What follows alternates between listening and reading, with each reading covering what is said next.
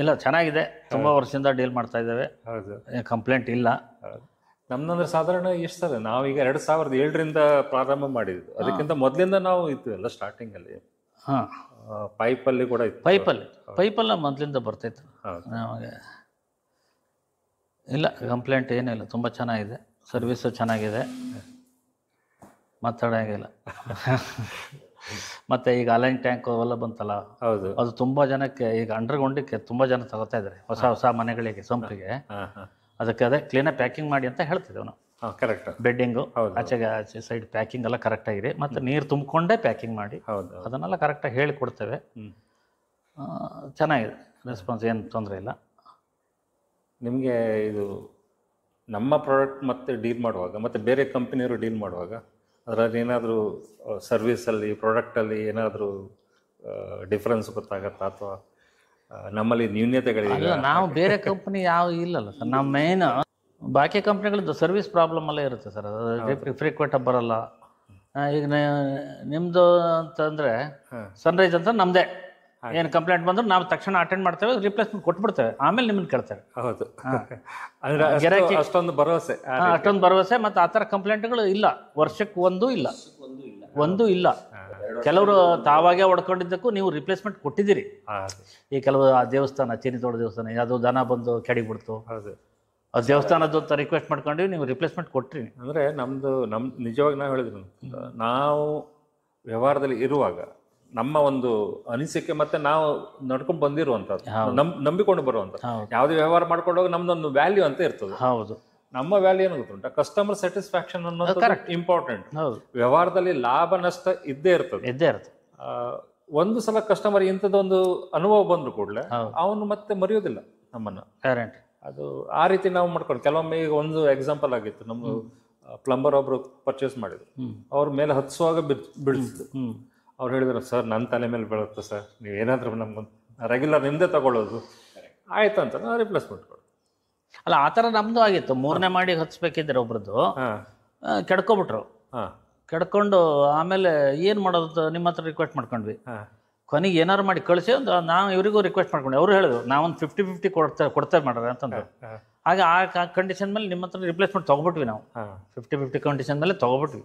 ಯಾಕಂತ ಹೇಳಿದ್ರೆ ಜೆನ್ವಿನ್ ಒಂದು ಕಸ್ಟಮರ್ ಕಂಪ್ಲೇಂಟ್ ಇರುವಾಗ ನಾವು ಅದನ್ನ ಇಲ್ಲ ಅಂತ ಹೇಳಿಕ್ ಆಗೋದು. ಕಸ್ಟಮರ್ ಸ್ಯಾಟಿಸ್ಫ್ಯಾಕ್ಷನ್ ಹೇಗಿದೆ ನಮ್ಮ ಪ್ರಾಡಕ್ಟ್ ಬಗ್ಗೆ? ಇಲ್ಲ, ಚೆನ್ನಾಗಿದೆ. ಎಲ್ಲ ಪರ್ಟಿಕ್ಯುಲರ್ ಅದನ್ನೇ ಬಂದು ಕೇಳ್ತಾರೆ, ಸನ್ರೈಸ್ ಬೇಕು ಅಂತ ಕೇಳ್ತಾರೆ ತುಂಬಾ. ಅಥವಾ ಅಕ್ಕಪಕ್ಕದವರು, ಆ ಊರಿನವರು, ಅದು ನಮ್ದು ಇದೆಯಲ್ಲ ಸುಮಾರು ಒಂದು 15-20 ವರ್ಷದಿಂದ ಹಾಕ್ತಾ ಇದ್ದಾರೆ. ಅದೊಂದು ಬ್ರ್ಯಾಂಡ್ ಆಗಿ ಇರಿದೆಯಲ್ಲ, ಸನ್ರೈಸ್ ಪರ್ಟಿಕ್ಯುಲರ್ ಬೇಕಂತ ತಗೊಂಡು ಹೋಗ್ತಾರೆ. ನಾವು ಹಾಗೆ ಮಾಡಿದ್ದೇವೆ. ಪ್ಲಸ್ ರಿಪ್ಲೇಸ್ಮೆಂಟ್ ತಲೆ ಬಿಸಿ ನಮಗಿಲ್ಲ. ಮತ್ತು ಕ್ವಾಲಿಟಿ ಬಗ್ಗೆನೂ ಗ್ಯಾರಂಟಿ ನಮಗಿದೆ. ಆ ಥರ ಅಂತ ತೊಂದರೆ ಇಲ್ಲ, ಚೆನ್ನಾಗಿ ಹೋಗ್ತಾ ಇದೆ. ಇದರಿಂದಾಗಿ ನಿಮಗೆ ಬೇರೆ ರೀತಿಯಲ್ಲಿ ಬಿಸ್ನೆಸ್ ಡೆವಲಪ್ಮೆಂಟ್ ಆಗ್ಲಿಕ್ಕೆ ಏನಾದ್ರು ಸಾಧ್ಯತೆ ಆಗುತ್ತೆ?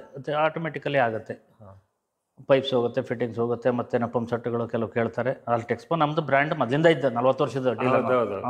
ನಿಮ್ಮ ಬ್ರ್ಯಾಂಡ್ ಒಂದಿರುತ್ತೆ. ಹೌದು, ನಮ್ದಿದೆ. ಈಗ ವಿಜಯ್ ಏಜೆನ್ಸಿ ಅಂತ ಹೇಳ್ಕೊಳ್ಬೋದು. ಹೌದು, ಆ ಸುತ್ತಮುತ್ತದವರಿಗೆ ಒಂದು ವಿಜಯ್ ಏಜೆನ್ಸಿ ಮೇಲೆ ಒಂದು ನಂಬಿಕೆ, ಇಲ್ಲ ಕಾನ್ಫಿಡೆಂಟ್, ಮೊದಲು ಅದ್ರ ಮೇಲೆ ದಂಧೆ ನಡೆಯೋದು, ನಂಬಿಕೆ ಮೇಲೆ. ಯಾಕಂದ್ರೆ ನಮ್ಮ ಒಡನಾಟ ಅನ್ನುವಂಥದ್ದು, ನಮ್ಮ ಈಗ ಬ್ರ್ಯಾಂಡ್ ಮೊದಲು ಮೂವ್ ಆಗ್ಬೇಕಿದ್ರೆ ನಿಮ್ಮ ಬ್ರ್ಯಾಂಡ್ ಇಂಪಾರ್ಟೆಂಟ್.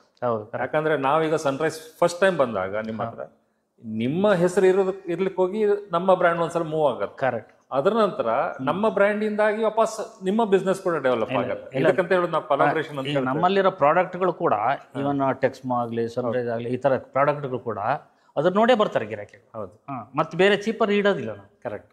ಬೇರೆ 10 ಬ್ರ್ಯಾಂಡ್ಗಳು ಇಟ್ಟು ಮಾರ್ಜಿನ್ ಇಂಪಾರ್ಟೆಂಟ್ ಅಲ್ಲ ನಮ್ಗೆ. ಕರೆಕ್ಟ್. ವ್ಯಾಲ್ಯೂ ಅಂತ ಜನರಿಗೆ ಏನ್ ಪ್ರಾಡಕ್ಟ್ ಇಂಪಾರ್ಟೆಂಟ್ ಕೊಡಬೇಕು. ಹೌದು.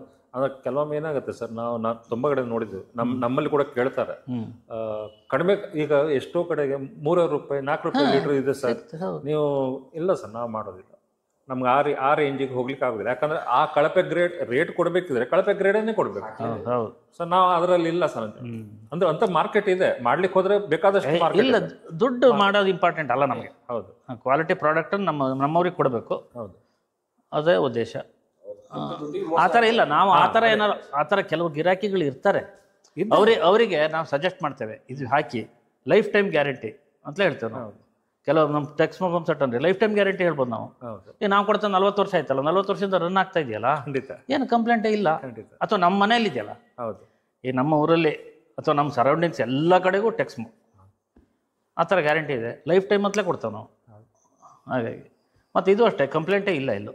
ನಾವು ಕೊಟ್ಟಿದ ಮೇಲೆ ಯಾವುದು ಹಳೇದು ಯಾವುದು ರಿಪ್ಲೇಸ್ಮೆಂಟ್. ನಾವು ಮ್ಯಾನುಫ್ಯಾಕ್ಚರ್ ಮಾಡುವವರು ಸ್ವಲ್ಪ ಹೆಚ್ಚು ಕಮ್ಮಿ ಆಗತ್ತೆ, ಇಲ್ಲ ಅಂತ ನಾವು ಹೇಳೋದಿಲ್ಲ, 100% ಅಂತ ಹೇಳೋದಿಲ್ಲ. ಆದರೆ ಕಂಪ್ಲೇಂಟ್ ಬಂದಾಗ ನಾವು ಹೇಗೆ ಸ್ಪಂದಿಸ್ತೇವೆ ಅದು ಇಂಪಾರ್ಟೆಂಟ್.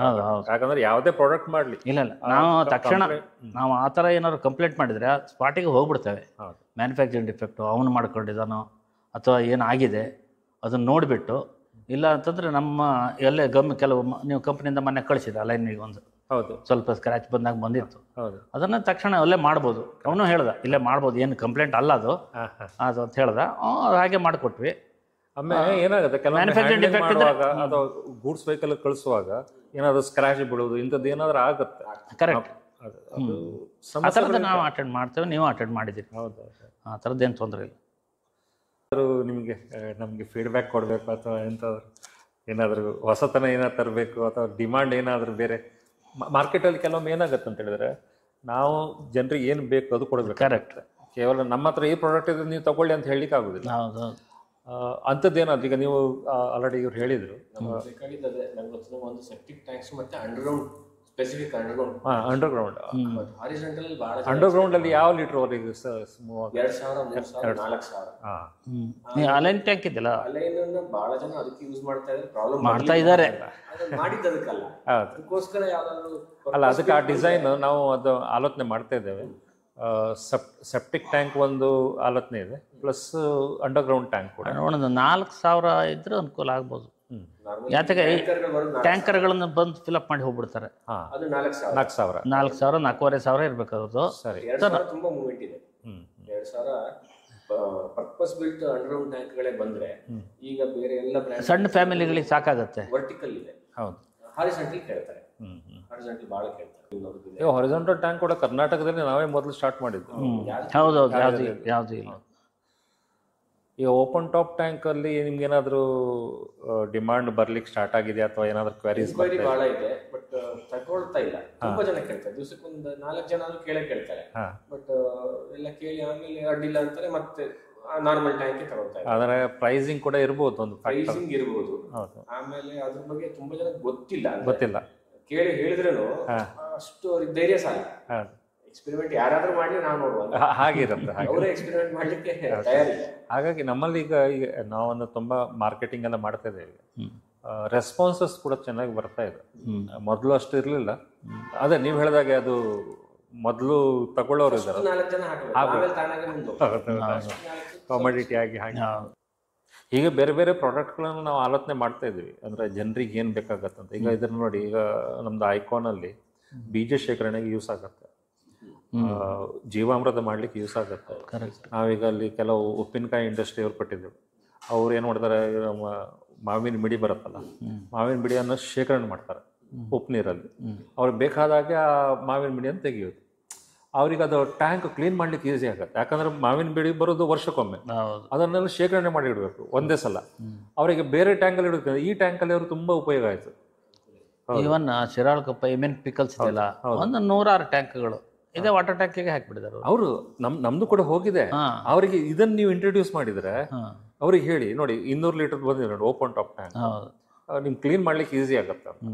ಅಲ್ಲ, ಇದು ಇನ್ನೊಂದು ಸ್ವಲ್ಪ ಚೀಪ್ ಮಾಡ್ಲಿಕ್ಕೆ ಆಗತ್ತಾ?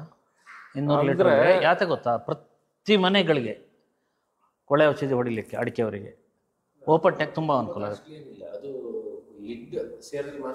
ಲಿಡ್ ಬೇಡ, ವಿತೌಟ್ ಲೀಡ್ ಆದ್ರೆ ಎಷ್ಟಾಗುತ್ತೆ? 1200 1400 ಇಲ್ಲ, ಅದು ರೀಸನಬಲ್ ಇದೆ, ರೀಸನಬಲ್ ಇದೆ. ಲೆಡ್ ತುಂಬಾ ಹೆವಿ ಇದೆ. ಲೆಡ್ ಹೆವಿ ಮಾಡ್ಲೇಬೇಕು ನಮಗೆ, ಯಾಕಂದ್ರೆ ಹೌದು, ಮತ್ತೆ ಅದು ಕ್ಲಾಂಪ್ ಹಾಕ್ಬೇಕಾಗತ್ತೆ. ಹೌದು, ಅದು ಮಾಡ್ಲೇಬೇಕಾಗತ್ತೆ. ಆದ್ರೆ ಏನ್ ಗೊತ್ತಾ, ಲಿಡ್ಗಿಂತ ನಿಮ್ಗೆ ಅದರದ್ದು ವ್ಯಾಲ್ಯೂ ಏನಾಗುತ್ತೆ, ನಿಮ್ಗೆ ರೀಯೂಸೇಬಲ್, ಕ್ಲೀನಿಂಗ್ ಮಾಡ್ಲಿಕ್ಕೆ ಈಸಿ ಆಗುತ್ತೆ, ಮತ್ತೆ ಮಲ್ಟಿಪರ್ಪಸ್ ಸ್ಟೋರೇಜ್ ಆಗುತ್ತೆ. ಹಾಗಾಗಿ ಅದು ಮಲ್ಟಿಪಲ್ ಯೂಸ್. ಅದೇ ಸಮಸ್ಯೆ, ದೊಡ್ಡ ಸಮಸ್ಯೆ ಏನಂತ ಹೇಳಿದ್ರೆ, ನಾವು ಟ್ಯಾಂಕ್ ಅನ್ನ ನಮ್ಮ ನಾರ್ಮಲ್ ಟ್ಯಾಂಕ್ ಅಲ್ಲಿ ಲೀಟರ್ಗೆ ಎಷ್ಟಪ್ಪ ಅಂತ ಹೇಳ್ತಾರೆ, ಅಲ್ಲಿ ಕಂಪೇರ್ ಬಂದ್ಬಿಡುತ್ತೆ. ಅದೇ ಸಮಸ್ಯೆ ಆಗೋದು ಹಾಗೆ. ಅದೇ ನೀವು ಐಸೋಲೇಷನ್ ಆಗಿ ಸಪರೇಟ್ ಆಗಿ ಇದೊಂದು ಪ್ರಾಡಕ್ಟ್ ಇದೆ ಇದಕ್ಕೆ ಇಷ್ಟು ರೇಟ್ ಅಂತ ಹೇಳಿದ್ರೆ ತಗೊಂಡು ಹೋಗ್ತಾರೆ. ಅದನ್ನ separate piece wise litre wise ಹೇಳಿದ್ರೆ ಆಗೋದಿಲ್ಲ. ಈಗ ಪ್ಲಾಂಟರ್ಸ್ ಎಲ್ಲ ಬರುತ್ತೆ. ಈಗ ನಾವು ಪ್ಲಾಂಟರ್ಸ್ ಅಲ್ಲಿ ಕೂಡ ಸ್ಟಾರ್ಟ್ ಮಾಡ್ತಾ ಇದ್ದೇವೆ ಗಾರ್ಡನಿಂಗ್. ನಾವು ಇದಕ್ಕೆಲ್ಲ ರೂಫ್ ಟಾಪ್ ಗಾರ್ಡನ್ ಒಂದು ಸ್ಪೆಷಲ್ ಆಗಿ ಒಂದು ಹೊಸ ಪ್ರಾಡಕ್ಟ್ ತೆಗೆದಿದ್ದೇವೆ. ಫಸ್ಟ್ ಟೈಮ್ ಇನ್ ಇಂಡಿಯಾ, ಯಾರು ಮಾಡ್ಲಿಲ್ಲ ಅದು. ವಿತ್ ಲೆಗ್ಸ್ ಹೌದು with legs roof top garden ಮಾಡೋರು ಸುಲಭ ಆಗತ್ತೆ. 4x4 ಫೀಟ್ ಮತ್ತು 1 ಫೀಟ್ ಹೈಟ್ ಅಲ್ಲಿ ನಿಮ್ಮ ತರಕಾರಿ ಬೆಳೆಸಲಿಕ್ಕೆ. ಈಗ ಕಿಚನ್ ಗಾರ್ಡನ್ ಅಂತ ತುಂಬಾ ಮಾಡ್ತಾರೆ ಸಿಟಿಯಲ್ಲೆಲ್ಲ ರೂಫ್ ಟಾಪ್ ಮೇಲೆ. ಅವರಿಗೆಲ್ಲ ಈಸಿ, ಯಾಕಂತೇಳಿ ಅಲ್ಲಿ ಗ್ಯಾಪ್ ಬರುತ್ತೆ. ಗ್ಯಾಪ್ ಬಂದ ಕೂಡಲೇ ಸ್ಲ್ಯಾಬಿಗೆ ಸೀಪೇಜ್ ಪ್ರಾಬ್ಲಮ್ ಆಗುತ್ತೆ. ಒಂದು ಗಾಳಿ ಹಾಳಾಗದೆ ಮತ್ತೆ ಕ್ಲೀನ್ ಮಾಡಿ ಇಡ್ಬೋದು. ಪ್ಲಸ್ ಅಲ್ಲಿ ನೀರು ನಿಂತ್ಕೊಂಡು ಸೀಪೇಜ್ ಆಗ್ಲಿ ಸ್ಟಾರ್ಟ್ ಆಗುತ್ತೆ. ಆ ಗ್ಯಾಪ್ ಇದ್ರೆ ಅಲ್ಲಿ ಒಣಗಿ ಹೋಗುತ್ತೆ. ಇಲ್ಲ, ಅದು ಚೆನ್ನಾಗತ್ತೆ ಆ ಪ್ರಾಡಕ್ಟ್. ಅಂದ್ರೆ ಸ್ವಲ್ಪ ನಾವು ಲಗ್ಗಿಸ್ ಕೊಡುವಾಗ ಗೇಜ್ ಹೆವಿ ಕೊಡ್ಬೇಕಾಗುತ್ತೆ. ಆವಾಗ ಪ್ರಾಡಕ್ಟ್ ಪ್ರೈಸ್ ಉಂಟಲ್ಲ ಸ್ವಲ್ಪ ಜಾಸ್ತಿ ಆಗುತ್ತೆ. ಜನರಿಗೆ ಇದೇ ಪ್ರೈಸ್ ಗೊತ್ತಾಗಲ್ಲ. ಈಗ ನಾವು ಭಾಳ ಚೀಪರ್ ಬೇಕು ಅಂತಂದ್ರೆ ಬೇರೆ ಅಂಗಡಿಗೆ ಕಳಿಸ್ಬಿಡ್ತೇವೆ. ಇಂಥಲ್ಲಿ ಚೀಪರ್ ಸಿಗುತ್ತೆ, 4 ರೂಪಾಯಿ ಸಿಗುತ್ತೆ ಅಂತ ಕಳಿಸ್ಬಿಡ್ತೇವೆ. ಅದೇ ಸರ್, ಯಾವುದೇ ಸೆಗ್ಮೆಂಟ್ ಇರಲಿ, ನಾವು ಅಂದ್ರೆ ಒಂದು ಸೆಗ್ಮೆಂಟ್ ನಾವು ಚೂಸ್ ಮಾಡ್ಬೇಕಾಗುತ್ತೆ. ನಾವು ಎಲ್ಲ ಸೆಗ್ಮೆಂಟ್ ಅಲ್ಲಿ ಇರ್ಲಿಕ್ಕೆ ಆಗೋದಿಲ್ಲ. ಚೀಪರ್ ಸೆಗ್ಮೆಂಟ್ ನಾವು ಬಿಟ್ಬಿಟ್ಟು ನಮ್ಮ ಕೈಲ ಆಗಲ್ಲ. ಅಲ್ಲಿ ನಿಮ್ಗೆ ಅಲ್ಲಿ ಬ್ರ್ಯಾಂಡ್ ಇಲ್ಲ, ಅಡ್ವರ್ಟೈಸ್ಮೆಂಟ್ ಇಲ್ಲ, ಏನಿಲ್ಲ. ಹಣ ಕೊಟ್ಟು ತಗೊಂಡೋಗಿ ಮರ್ತು ಬಿಡ ಆಯ್ತು, ಮರ್ತು ಬಿಡೋದು. ಇಲ್ಲ, ನಮ್ಮ ಅಂಗಡಿಯಲ್ಲಿ ಇರೋದು ಅಷ್ಟು ಸಾಮಾನುಗಳು ಎಲ್ಲ ಗ್ಯಾರಂಟಿ, 100% ಬಿಲ್ಲಿಂಗು ಗ್ಯಾರಂಟಿ. ಈ ಥರದ ಮಾಲ್ಗಳನ್ನೇ ಮೊದಲಿಂದ ಯೂಸ್ ಮಾಡಿ. ನೀವು 40 ವರ್ಷದಿಂದ ನಾವು ಮಾಡಿದಿಲ್ಲ, 42 ವರ್ಷ ಆಯ್ತು ಅಂಗಡಿ. ಚೀಪರ್, ಡೂಪ್ಲಿಕೇಟ್, ವಿತೌಟ್ ಬಿಲ್ ಮೊದಲಿಂದ ಸೇರಿಸಲೇ ಇಲ್ಲ ಒಳಗಡೆಗೆ. ನಮ್ಮ ಅಂಗಡಿ ಬರೋ ಗಿರಾಕಿಗಳು ಅಂತಾರೆ ಅದೊಂದು ಟ್ರಸ್ಟ್ ಬಿಲ್ಡಪ್ ಆಗುತ್ತೆ. ಟ್ರಸ್ಟ್ ಮೊದಲಿಂದ ಬರಬೇಕು. ಟ್ರಸ್ಟ್ ಬಂದು ಈಗಲೂ ಅಷ್ಟೇ